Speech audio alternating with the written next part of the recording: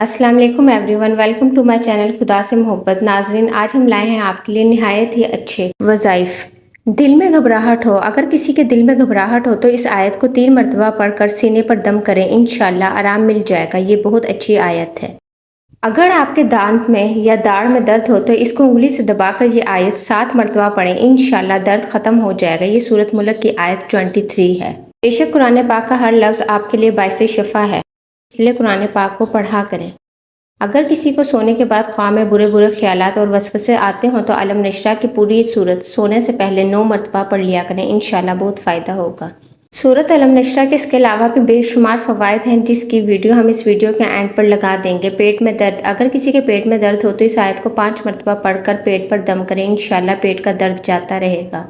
اگر کسی کے سر میں درد ہو تو اس آیت کو 3 مرتبہ پڑھ کر سر پر دم کریں، انشاءاللہ درد جاتا رہے گا۔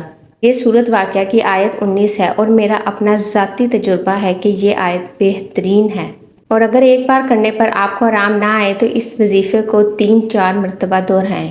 یہ ایک بہترین وظیفہ ہے، اور اس کے علاوہ اگر ہو سکے تو تھوڑا سا زیرہ لیں اور اسے منہ میں رکھ کر آہستہ آہستہ چبائیں۔ یہ ایک بہترین طریقہ ہے جس سے آپ کا سر درد ختم ہو جائے گا۔ کسی کے معدے میں اگر کمزوری ہو تو سورۃ القدر کو 11 مرتبہ پڑھ کر پانی پہ دم کرو، مریض کو پلائیں۔ دن میں 3 مرتبہ یہ دم کیا ہوا پانی پلائیں، اسی طرح 7 دن تک یہ عمل کریں، انشاءاللہ شکایت دور ہو جائے گی اور آپ کے معدے کی کمزوری ختم ہو جائے گی۔ اگر کسی کی بینائی کمزور ہو تو اس آیت کو 3 مرتبہ پڑھ کر اپنی انگلی پر دم کریں اور آنکھوں پر لگائیں، انشاءاللہ آنکھوں میں جو نقصان ہوگا وہ ختم ہو جائے گا اور بصارت بڑھ جائے گی، یعنی آپ کی نظر تیز ہو جائے گی، بشرط کہ آپ نماز کی پابندی کریں۔ امید ہے کہ آپ کو ہماری آج کی ویڈیو اچھی لگی ہوگی۔ اگر ویڈیو اچھی لگے تو ویڈیو کو لائک کریں، چینل کو سبسکرائب کریں اور اسے دوسروں کے ساتھ شیئر کریں تاکہ وہ بھی اس سے فائدہ اٹھا سکیں۔